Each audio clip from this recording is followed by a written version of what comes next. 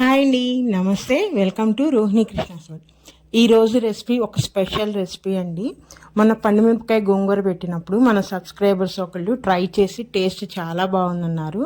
అలాగే పండుమిరపకాయతో ఇంకేమైనా వెరైటీలు చూపించమన్నారండి. సో అందుకే ఈరోజు నేను టమోటా పండుమిరపకాయ పచ్చడి చూపిస్తున్నాను. ఇది పండుమిరపకాయలు టమాటాలు దొరికే సీజన్ కాబట్టి చక్కగా తెచ్చుకొని చేసుకోవచ్చండి. సో ఈరోజు ఆ పండుమిరపకాయ టమోటా ఎలా చేసుకోవాలో చూపిస్తాను. చాలా ఈజీ, చాలా తక్కువ ఇంగ్రీడియంట్స్తోనే చేసేసుకోవచ్చు. ఇది రైస్లోకి కానీ చపాతీ టిఫిన్స్ మన బ్రేక్ఫాస్ట్ రెసిపీస్లో కూడా చాలా బాగుంటుంది. మరి ఇది ఎలా చేసుకోవాలో చూపిస్తాను మీకు. నేను ఫస్ట్ ఇక్కడ ఒక 1/2 కేజీ టమోటాలు తీసుకున్నానండి. టమోటాలు మంచి పండుగా ఉండాలి, గట్టిగా ఉండాలి. అలాంటి టమోటాలు తీసుకొని శుభ్రంగా కడిగేసి వాటిని తడి లేకుండా తుడుచుకొని నీడలో ఫ్యాన్ కింద ఒక 1/2 అవర్ పాటు తడి మొత్తం ఆరిపోయేదాకా పెట్టుకోవాలండి. అలా ఆరిపోయిన తర్వాత పైన ఉన్న ముచ్చిక వరకు తీసేసి చిన్న ముక్కలుగా కట్ చేసుకొని పెట్టుకోవాలి. టమాటాలు అనేవి ఈ విధంగా రెడీ చేసుకోవాలి. నేను ఈరోజైతే ఒక 1/2 కేజీ టమోటా చూపిస్తాను. మీకు ఇంకా కావాలంటే ఎక్కువ క్వాంటిటీ, ఇప్పుడు చెప్పే క్వాంటిటీని నేను డబుల్ చేసుకుంటూ వెళ్ళిపోవచ్చు. దీనికి నేను ఇప్పుడు చూపించిన స్పూన్తో 2 స్పూన్ల ఆవాలు తీసుకున్నాను. ఒక 1/2 స్పూన్ మెంతులు తీసుకొని వీటిని ఫస్ట్ మనము డ్రై రోస్ట్ చేసుకోవాలండి. మాడిపోకుండా మీడియం ఫ్లేమ్లో పెట్టుకొని మనం వేయించుకోవాలి. ఆవాలు ఎప్పుడైతే చిటపటమని అవుతాయో అప్పుడు స్టవ్ ఆఫ్ చేసేసుకోవాలండి. చేసేసుకొని ఇప్పుడు వీటిని ఒక ప్లేట్లోకి తీసుకొని మనం చల్లారి పెట్టుకోవాలి. ఇప్పుడు దీంట్లోకి పండుమిరపకాయ పచ్చడి, అంటే పండుమిరపకాయ కోసం నేను ఆల్రెడీ పెట్టిన పండుమిరపకాయ పచ్చడి ఉంది కదండి, నేను లాస్ట్ వీడియోలో కూడా చూపించాను. దానిని తీసుకొని 300 గ్రామ్స్ తీసుకుంటున్నాను. ఈ పచ్చడిలోనే ఆల్రెడీ చింతపండు యాడ్ అయ్యి ఉంటుంది. మొత్తం కలిపి 300 గ్రామ్స్ పండుమిరపకాయ పచ్చడి, ముడి పచ్చడి ఉన్నది కదా, అది తీసుకుంటున్నానండి. ఈ విధంగా మెజర్మెంట్ కనుకుంటే మనం ఈజీగా మెజర్ చేసుకొని పచ్చళ్ళు రెడీ చేయొచ్చు. లేదు మీ దగ్గర ఇలాంటిది లేకపోయినా కప్పు కొలతల్లో కూడా నేను చూపిస్తాను. వీడియో అయితే స్కిప్ చేయకుండా చూడండి. 300 గ్రామ్స్ పండుమిరపకాయ పచ్చడి తీసి రెడీగా పెట్టుకున్నాను. ఇప్పుడు మనము ఒక గిన్నె తీసుకొని, తడి లేని గిన్నె తీసుకొని దాంట్లో ఒక 2 స్పూన్ల ఆయిల్ వేసుకోవాలి. వేసుకొని ఇప్పుడు ఫస్ట్ మనం టమాటాలు చిన్న ముక్కలుగా కట్ చేసుకోమన్నాను కదా, ఆ ముక్కలన్నీ ఇప్పుడు ఈ గిన్నెలో వేసుకొని టమాటాలని మనము వేయించుకోవాలండి. చూసారా, ఈ విధంగా టమాటాలన్నీ ముక్కలుగా కట్ చేసుకొని వీటన్నిటిని ఇప్పుడు ఈ గిన్నెలో వేసేసుకొని వేయించుకోవాలి. ఈ టమాటాలని అంటే మెత్తబడిపోవాలి, దాంట్లో ఉన్న వాటర్ అంతా కూడా ఆవిరైపోయే వరకు మనము వేయించుకోవాలండి ఈ టమాటాలని. ఇప్పుడు మీ దగ్గర లేదు, మా దగ్గర పండుమిరపకాయ పచ్చడి రెడీగా లేదు, ఇప్పుడు డైరెక్ట్గా పండుమిరపకాయలు తీసుకుంటాము అనుకుంటే 1/2 కేజీ టమాటాలకి 1/2 కిలో పండుమిరపకాయలు తీసుకోవాలండి. చింతపండు వచ్చేసరికి ఒక 50 గ్రాముల చింతపండు తీసుకోవాలి. ఇప్పుడు విడిగా వేసేటట్టయితే చింతపండుని కూడా ఇప్పుడు ఈ టమాటాలతో పాటే వేసుకొని మనము మగ్గించుకోవాలి చింతపండుని అనేది. సో నా దగ్గర ఆల్రెడీ అది ఉంది కాబట్టి ఇప్పుడు టమోటాల వరకే నేను వేయిస్తున్నాను.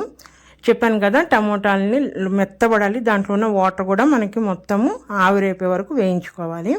ఇట్లా టమోటాలు వేగేటప్పుడు ఒక 1/2 స్పూన్ పసుపు వేసుకుంటే టమాటాలు అనేవి తొందరగా ఉడుకుతాయి, ప్లస్ నిల్వ కూడా ఉంటుంది. టమాటా పచ్చడి అనేది ఫ్లేవర్ కూడా బాగుంటుంది, కలర్ కూడా బాగుంటుంది. సో పసుపు వేసేసుకొని మూత పెట్టేసేసి మనము మీడియం ఫ్లేమ్లో ఉడికించుకోవాలి. ఈలోపు మనము ఇందాక ఆవాలు మెంతులు వేయించుకొని చల్లారబెట్టాం కదా, అవి తీసుకోవాలండి.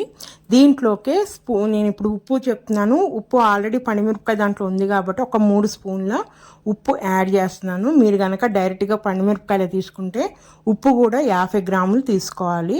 ఉప్పును కూడా దీంట్లో వేసి మనం గ్రైండ్ చేసుకుంటే ఉంటే ఆవాలు మెంతులు అనేవి కొంచెమే తీసుకున్నాం కాబట్టి మెత్తగా అంటే మిక్సీలో పడవు. ఇట్లా ఉప్పు యాడ్ చేసి మనం గ్రైండ్ చేసుకుంటే మెత్తటి పౌడర్ రెడీ అయిపోయింది. చూసారా, ఈ విధంగా రెడీ చేసుకొని పక్కన పెట్టేసుకోవాలి.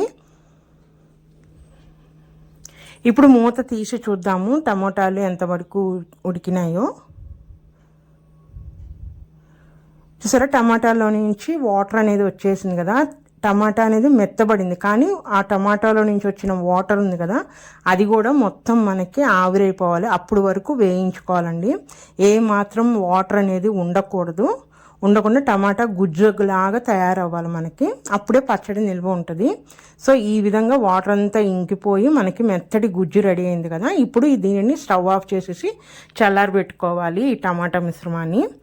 ఇప్పుడు ఇందాక నా దగ్గర మెజర్ది ఉంది కాబట్టి చూపించాను, మెజర్మెంట్ లేని వాళ్ళు కప్పు కొలతలతో అయితే మనము టమాటాలు ఉడికిచ్చిన తర్వాత వచ్చిన ఆ గుజ్జునంతా ఒక కప్పుకు తీసుకున్నారంటే చూసారా, నాకు ఈ గిన్నెతో ఒక అరకప్పు వరకు గుజ్జు వచ్చింది. సో పండుమిరపకాయలు కూడా సేమ్ అదే గిన్నెతో అదే క్వాంటిటీ, అంటే ఒక కప్పు టమాటా గుజ్జు వస్తే ఒక కప్పు పండుమిరపకాయ ముడి పచ్చడి అనేది తీసుకోవాలి. ఇదే కొలతండి, కరెక్ట్గా సరిపోతుంది మనకి. చూసారా, 2 ఈక్వల్ క్వాంటిటీ వస్తుంది. ఒక కప్పు టమాటా గుజ్జు ఉంటే ఒక కప్పు మన పండుమిరపకాయ ముడి పచ్చడి తీసుకోవాలి. ఈ విధంగా తీసుకొని ఇప్పుడు ఒక మిక్సీ జార్ తీసుకొని కొంచెము మన పండుమిరపకాయ ముడి పచ్చడి, ఎందుకంటే ఇవన్నీ విడివిడిగా ఉన్నాయి కాబట్టి అన్నీ కలుపుకొని ఒకసారి గ్రైండ్ చేసుకుంటే మొత్తం ఈక్వల్గా కలిసిపోతుంది. కొంచెం పండుమిరపకాయ ముడి పచ్చడి, అలానే ఇప్పుడు మనం వేయించుకున్న టమాటా గుజ్జు కొంచెము ఒకేసారి పట్టిద్ది. మిక్సీ జార్లో అంటే అంతా ఒకేసారి మనం గ్రైండ్ చేసుకోవచ్చు. నేనైతే కొంచెం కొంచెంగా వేస్తున్నాను.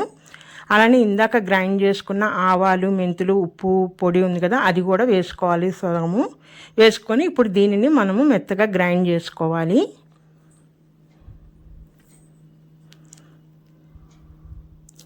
చూసారా, ఈ విధంగా గ్రైండ్ చేసుకొని మనం దీని అంతని ఒక గిన్నెలోకి తీసేసుకుందామండి. ఇలా తీసేసుకొని మిగిలిన ఉన్నాయి కూడా అట్లానే వేసేసుకోవాలి. ఇప్పుడైతే ఫైనల్గా నేను ఒక 10 వెల్లుల్లి రెబ్బలు పొట్టు తీసేసి అవి కూడా యాడ్ చేస్తున్నాను. ఇది కూడా వేసేసి మిగిలిన ఆవాలు, మెంతులు పొడి కూడా వేసేసి మొత్తం కలిపి గ్రైండ్ చేసేసి ఒక గిన్నెలోకి తీసేసుకున్నానండి. ఇప్పుడు ఈ పచ్చడిని మనం తాలింపు పెట్టుకోవాలి. తాలింపు కోసం నేను ఒక బాండి తీసుకుని దాంట్లో ఒక 100 గ్రాముల వరకు ఆయిల్ తీసుకుంటున్నాను. నేను ఒక 100 ml ఆయిల్ తీసుకొని ఆయిల్ వేడెక్కగానే దీంట్లోకి మనం ఇప్పుడు ఆవాలు, మినప్పప్పు, కొంచెం పచ్చిశనగపప్పు, జీలకర్ర, అలానే ఎండుమిర్చి అండి, ఎండుమిర్చి వేసి బాగా వేయించుకోవాలి. ఇప్పుడు దీంట్లోకి మంచి ఫ్లేవర్ కోసము చిన్నుల్లిపాయలు, దీనికి ఎటువంటి పొట్టు తీయని అవసరం లేదు, ఇవి కూడా వేసుకొని మనము దూరగా వేయించుకోవాలి. ఇంకా ఎక్స్ట్రా ఫ్లేవర్ కోసము ఇంగువ అండి, ఇంగువ మీకు వద్దనుకుంటే స్కిప్ చేయొచ్చు, కానీ ఇంగువ వేస్తే మంచి ఫ్లేవర్ ఉంటుంది. సో ఇంగువ కూడా వేసేసి దూరగా వేయించుకోవాలి, తాలింపు అనేది మాడిపోకుండా. ఈ విధంగా వేయించుకొని మనము ఇప్పుడు ఆయిల్ని చల్లారనివ్వాలండి. వేడి ఆయిల్లో మనం పచ్చడి ఎప్పుడు వేయకూడదు, కలర్ చేంజ్ అయిపోయి బ్లాక్గా వచ్చేస్తుంది. సో మనము ఆయిల్ని అంటే గోరువెచ్చగా ఉన్నప్పుడు ఇప్పుడు ఇందాక గ్రైండ్ చేసుకున్న ఈ టమాటా పండుమిరపకాయ అనేది ఆయిల్లో వేసేసుకొని ఆయిల్ అంతా మనకి ఆ పచ్చడిలో కలిసిపోయేటట్టుగా కలపాలమండి. ఈ విధంగా గోరువెచ్చగా ఉన్నప్పుడు పచ్చడి వేసి కలపడం వల్ల ఆయిల్ అనేది పచ్చడి పీల్చుకుంటుంది. చూసారా, స్టార్టింగ్కి ఇప్పటికి ఆయిల్ అనేది పచ్చడి పీల్చేసుకుందండి. ఈ విధంగా నిదానంగా కలుపుకోవాలి.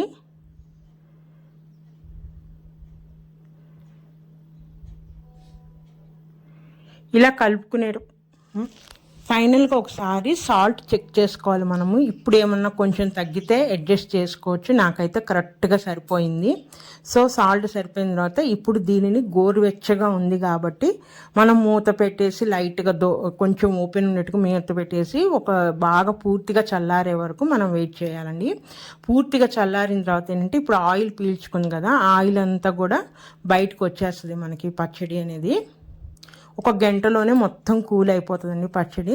దీని ఎటువంటి ఊరబెట్టనవసరం లేదు, ఏం లేదు, తాలింపు పెట్టిన దగ్గర నుంచే మనము తినేయచ్చు ఈ పచ్చడిని. చూసారా, ఒక గంట తర్వాత ఆయిల్ అంతా కూడా పైకి తేలింది. ఇప్పుడు దీన్ని శుభ్రంగా మనము తుడిచి ఎండబెట్టుకున్నాం. ఒక గాజు సీసాలో కనుక ఈ పచ్చడి అంతా వేసేసుకొని నీళ్లు తగలకుండా ఉంటే ఈ పచ్చడి సంవత్సరం పాటు నిల్వ ఉంటుంది మనకి. పండుమిరపకాయ ముడి పచ్చడి కనుక ఉంటే ఇట్లా రకరకాలుగా పచ్చళ్ళు రెడీ చేసుకోవచ్చండి మనము. లేదు డైరెక్ట్గా కూడా మనం పండుమిరపకాయలు తెచ్చుకొని చేసుకోవచ్చు. ఈ పచ్చడి చాలా రైస్లోకే కాదు చెప్తున్నాను కదా, మన బ్రేక్ఫాస్ట్, దోశలోకి, ఇడ్లీలోకి, ఉప్మాలోకి, దేంట్లోకైనా సరే చాలా టేస్టీగా ఉంటుంది. మరి ఇదేనండి ఈరోజు రెసిపీ అయితే.